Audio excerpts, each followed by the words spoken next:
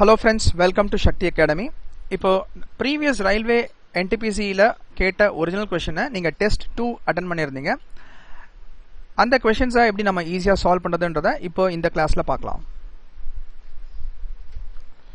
A sold a toy to B at a profit of 15%. Later on B sold it back to A at a profit of 20%, thereby gaining rupees 552. How much did A pay for the toy originally? கேள்வியை first நம்ம புரிஞ்சுப்போம். ஏன்றவர் பிக்கு பொருளை விற்கிறாரு, விற்கும்போது 15% லாபத்துக்கு விற்கிறாரு. அடுத்ததா பார்த்தீங்கன்னா B என்ன பண்றாரு, திருப்பி ஏக்கே அந்த பொருளை விற்கிறாரு. இப்போ பி வந்து 20% லாபத்துக்கு விற்கிறாரு. இப்போ கேள்வியில் என்ன சொல்றாங்கன்னா பிக்கு 20% லாபமா கிடைக்குது. அந்த லாபத்தோட பணம் எவ்வளோ அப்படின்னு பார்த்தா 552 அப்படின்னு சொல்லி கொடுத்துருக்காங்க. கேள்வி, how much did A pay for the toy originally? அதாவது ஏ வந்து வெளியில இருந்து பொருளை வாங்கியிருப்பார்ல, அப்போ அவர் என்ன விலைக்கு அந்த பொருளை வாங்கினார், அதாவது இந்த இடத்துல ஒரு விலை வரும், அந்த விலை என்னன்றதான் இப்ப கேள்வி.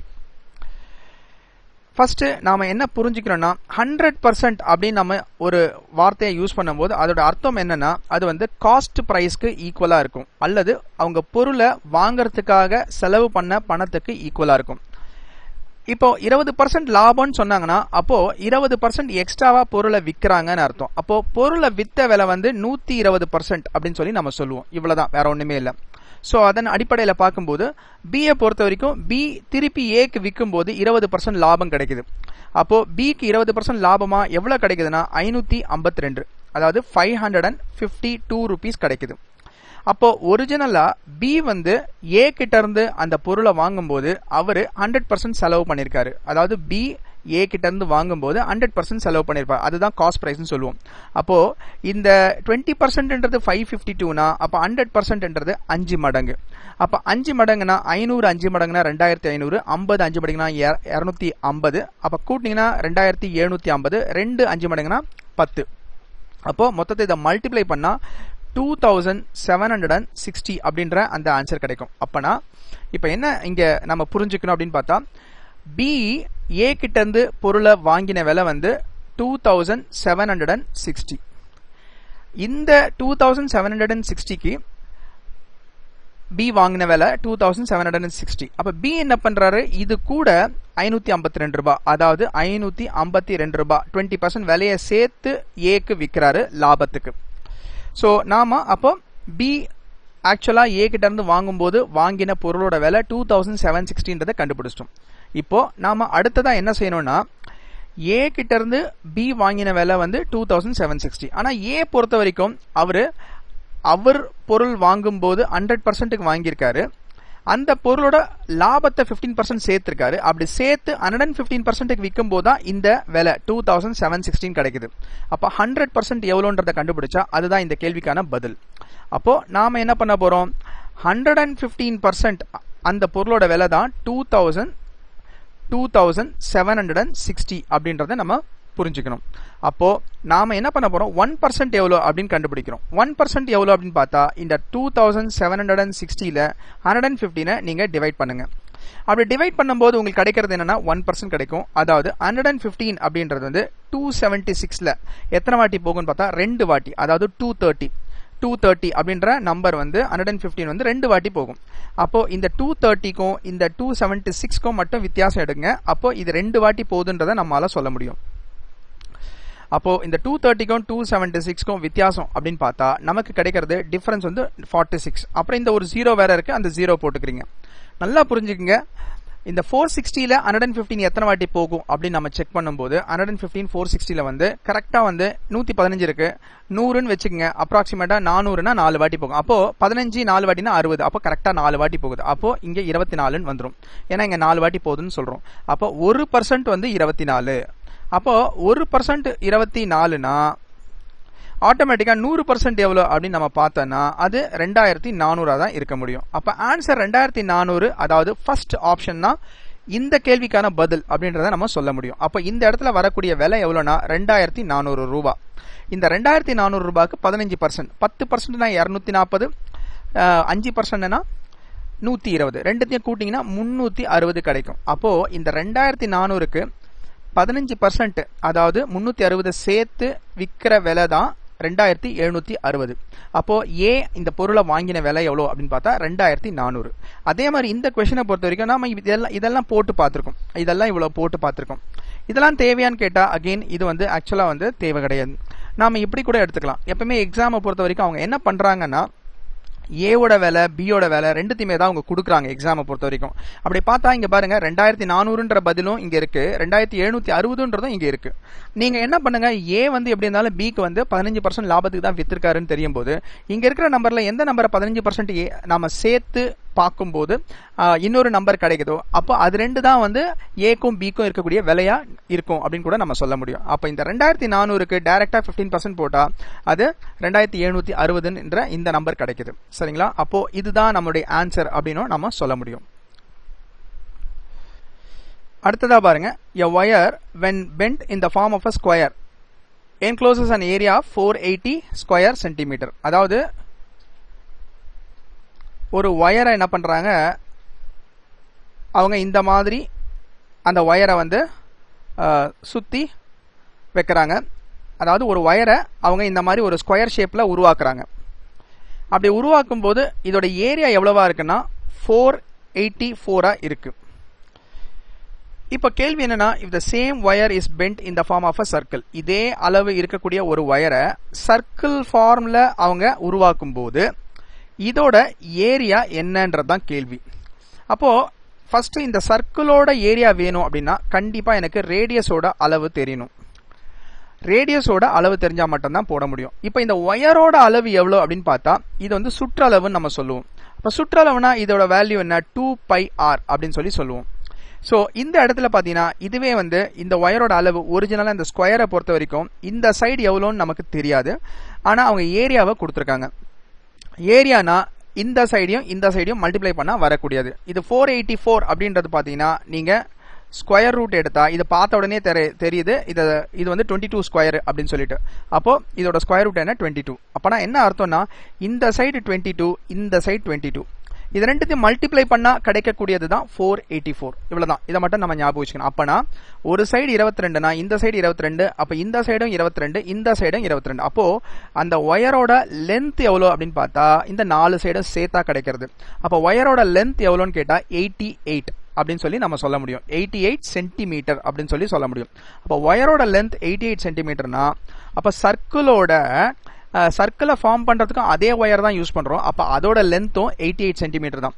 அப்ப இந்த இடத்துல நாம சர்க்கம்ஃபரன்ஸ் சொல்றோம் அல்லது சுற்றளவுன்னு சொல்றோம். அப்போ சர்க்கிளோட சுற்றளவு எவ்வளோ 2πr, அதாவது சர்க்கம்ஃபரன்ஸ் வந்து 2πr. அதுக்கு ஈக்குவல் டு தான் எவ்வளோ 88 அப்படின்ற அந்த ஒயரோட லென்த்.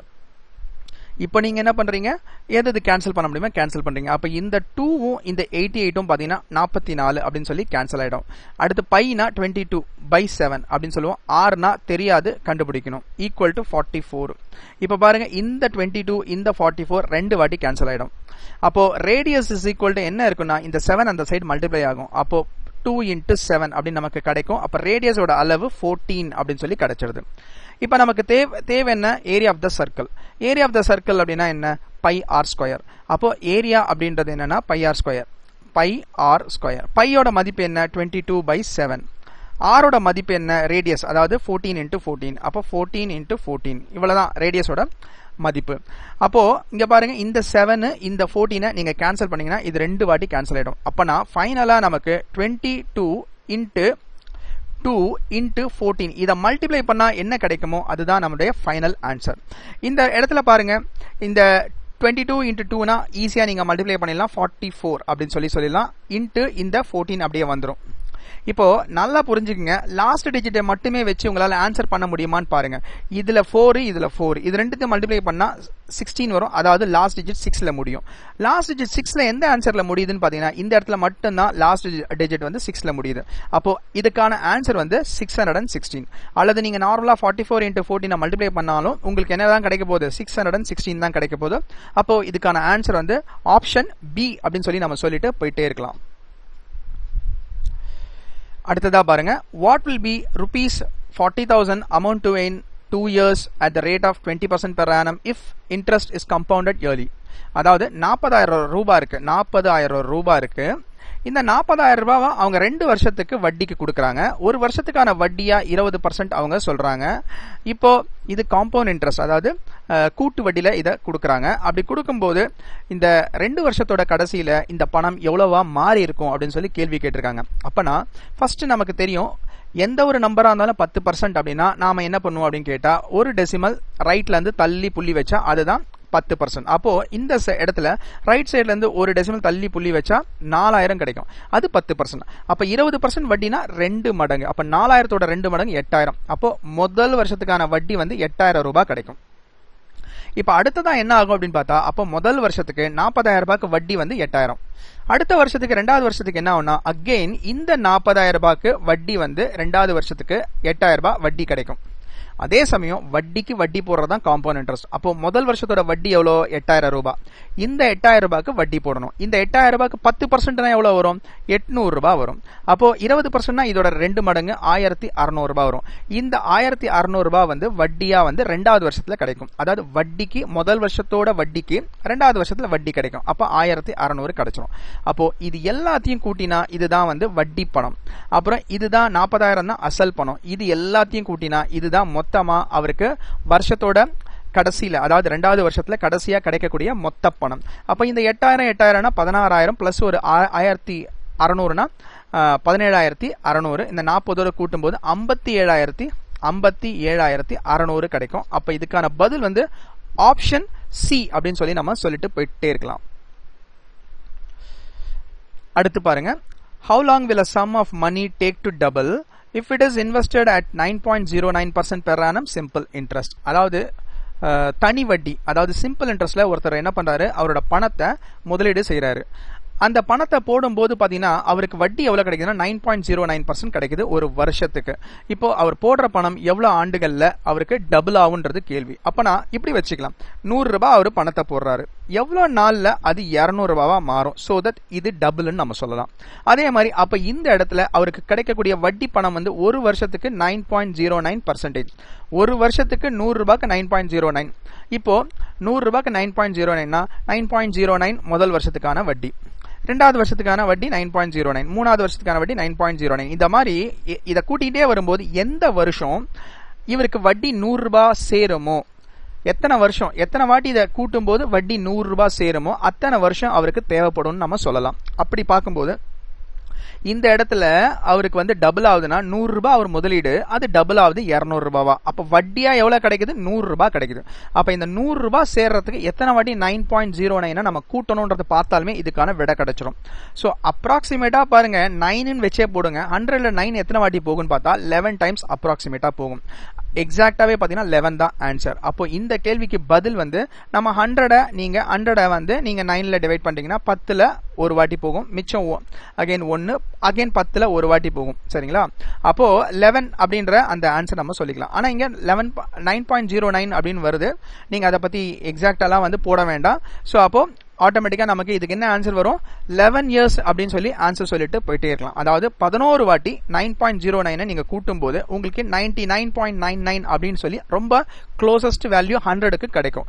அப்போ 11 வருஷத்துல போடுற பணமானது டபுள் ஆகும் அப்படின்னு சொல்லி நம்ம சொல்ல முடியும். அல்லது உங்களுக்கு இந்த விஷயம் தெரிஞ்சதுனாலும் நீங்க ஈஸியா போட்டலாம். 100 டிவைட் பை 11னா 9.09ன்றது உங்களுக்கு தெரிஞ்சதுன்னா ஆட்டோமேட்டிக்கா ஆன்சர் 11னு உங்களால சொல்ல முடியும். எப்பவுமே வந்து நீங்க என்ன பண்ணணும்னா 100 பை 12, 100 by 11, 100 by 7, 100 by 14 இந்த மாதிரி வேல்யூஸ்லாம் வந்து கண்டிப்பா நீங்க ஞாபகம் வச்சுக்கணும். அதே மாதிரி 100 by 8, 100 by 8 இந்த மாதிரியான வேல்யூஸ்லாம் நீங்க ஞாபகம் வச்சுக்கணும். அப்படி வச்சுக்கும் போது பாத்தீங்கன்னா உங்களால ஈஸியா இந்த நம்பரை போட்டு போயிட்டே இருக்கலாம். அதே மாதிரி 100 by 9 இந்த மாதிரி வேல்யூஸ்லாம் கண்டிப்பா உங்களுக்கு வச்சிருக்கணும். அதாவது உங்களுக்கு ஞாபகத்துல இருக்கணும். இதெல்லாம் நான் பேசிக்ஸ் கிளாஸ்ல சொல்லியிருப்பேன், அதனால இங்க ரிப்பீட் பண்ண வேண்டிய அவசியம் இல்லை. பட் இங்க பாருங்க, இந்த வேல்யூஸ் தெரிஞ்சதுன்னா டக்கு டக்கு நீங்க பார்த்த ஒரே செகண்ட்ல இந்த சம்முக்கு வந்து 11 இயர்ஸ் சொல்லிட்டு போயிட்டே இருக்கலாம். இங்க டைம் வேஸ்ட் பண்ண வேண்டிய அவசியம் கிடையாது. அடுத்ததா பாருங்க, a train crosses a stationary object in 10 seconds. What is the length of the train if the speed of the train is 25 meter per second? அதாவது இங்க ஒரு என்ன சொல்றாங்க, ஒரு பொருள் இருக்கு. சே ஃபார் எக்ஸாம்பிள் ஒரு கம்பம் இருக்குன்னு வச்சுப்போம். இந்த கம்பம் இருக்கு, இத ட்ரெயின் கிராஸ் ஆகுது. இத கிராஸ் பண்றதுக்கு ட்ரெயின் வந்து எவ்வளவு நேரம் எடுத்துக்குன்னா 25 செகண்ட்ஸ் எடுத்துக்குது. 25 சாரி 10 செகண்ட்ஸ் எடுத்துக்குது. 10 செகண்ட்ஸ் எடுத்துக்குது. இந்த கிராஸ் பண்ண ட்ரெயின் வந்து 10 செகண்ட்ஸ் டைம் எடுத்துக்குது. ட்ரெயினோட வேகம் ஒரு செகண்டுக்கு ட்ரெயின் எவ்வளோ ஸ்பீடில் போகுதுன்னா 25 மீட்டர் பர் செகண்டில் போகுது. அப்போ நல்லா புரிஞ்சுக்கங்க, இந்த கம்பத்தை கிராஸ் பண்ண 10 செகண்ட் ஆகுது. அப்படின்னா என்ன அர்த்தம்னா, இதை இப்படி எடுத்துக்கங்க. இங்கே கம்பம் இருக்கு, அதாவது ஒரு பொருள் இருக்கு. இந்த ட்ரெயின் வந்து முன்னாடி இந்த இடத்துல இருக்கு. இப்போ அதை அப்படியே மூவ் பண்ண பிறகு அது இந்த இடத்துக்கு வந்துடுது, மூவ் ஆயிடுச்சு. இப்போ இந்த இடத்துல போயிட்டு இருக்கு. அப்போ இதை கிராஸ் பண்றதுக்கு, அதாவது இந்த கம்பத்தை கிராஸ் பண்றதுக்கு, இந்த ஏரியாவை கிராஸ் பண்றதுக்கு அது எடுத்துக்கிற டைம் வந்து 10 செகண்ட்.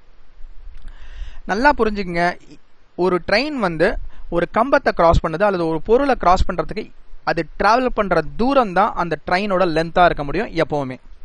ஸோ அப்போ இதெல்லாம் அகைன் நான் பேசிக்ஸ்ல சொல்லியிருக்க விஷயம் தான். அதனால இந்த இடத்துல நம்ம டைரக்டா போட்டுடலாம். அப்பனா இந்த கம்பத்தை கடக்க 10 செகண்ட் ஆகுதுன்னா அந்த ஒரு செகண்ட்ல அந்த ட்ரெயின் போகக்கூடிய வேகம் என்ன? 25 மீட்டர் பெர் செகண்ட். அப்போ 25 மீட்டரோட மல்டிப்ளை பண்ணா உங்களுக்கு 250 அப்படின்ற அந்த வேல்யூ கிடைக்கும். அப்போ 250 மீட்டர் வந்து கிராஸ் ஆகுது. 250 மீட்டர் வந்து டிஸ்டன்ஸ் வந்து கிராஸ் ஆகுது. எவ்வளோ நேரத்தில்? 10 செகண்ட்ஸ்ல. ஏன்னா டிஸ்டன்ஸ் அப்படின்னாலுமே ஸ்பீடு இன்ட்டு டைம் தான். ஸ்பீடு எவ்வளோ? 25. டைம் எவ்வளோ? 10. மல்டிப்ளை என்ன எவ்வளோ வந்துடும்? 250. அப்போ 250 மீட்டர்ஸ் வந்து அந்த ட்ரெயின் டிராவல் ஆகுது. அப்போனா இந்த கம்பத்தை கிராஸ் பண்ணுறதுக்கு 250 மீட்டர் டிராவல் ஆகுது. கம்பத்தை கிராஸ் பண்ணுறதுக்கு 250 டிராவல் ஆகுதுன்னா அப்போ ஆட்டோமேட்டிக்காக அதுதான் ட்ரெயினோட லென்த்தாகவும் இருக்க முடியும். அப்போ ஆன்சர் இந்த இடத்துல என்ன வந்துடும்னா 250 மீட்டர்ஸ் அப்படின்னு சொல்லிட்டு போயிட்டே இருக்கலாம். ஸோ இந்த சம் எழுதிலாம் போட வேண்டிய அவசியமே இல்லை. இதெல்லாம் பேசிக்ஸில் நான் தெளிவாக சொல்லியிருப்பேன் இதை பற்றிலாம். ஸோ பார்த்தீங்கன்னா நீங்கள் பார்த்த செகண்டில் இது 250 அப்படின்றத ஆன்சர் சொல்லிட்டு போயிட்டே இருக்கலாம். சக்தி அகாடமியில் ஆன்லைன் ரயில்வே கிளாஸஸ் அவைலபிளாக இருக்கு. இந்த கோர்சஸில் உங்களுக்கு தேவையான complete basics, tricky sums and advance level sums எல்லாமே கவர் பண்ணியிருக்கோம். அதனால ஒரிஜினல் ரயில்வே எக்ஸாம்ஸில் கேட்கக்கூடிய எந்த ஒரு சம்மாக இருந்தாலும் உங்களால் ஈஸியாக சால்வ் பண்ண முடியும். அதே சமயம் உங்களால் எல்லா கொஷினும் 100% கரெக்டாக ஆன்சர் பண்ண முடியும். இதனால உங்களோட வெற்றியை 100% உங்களால் உறுதிப்படுத்த முடியும். Thank you friends. மீண்டும் உங்களை அடுத்த கிளாஸில் சந்திக்கிறேன். நன்றி.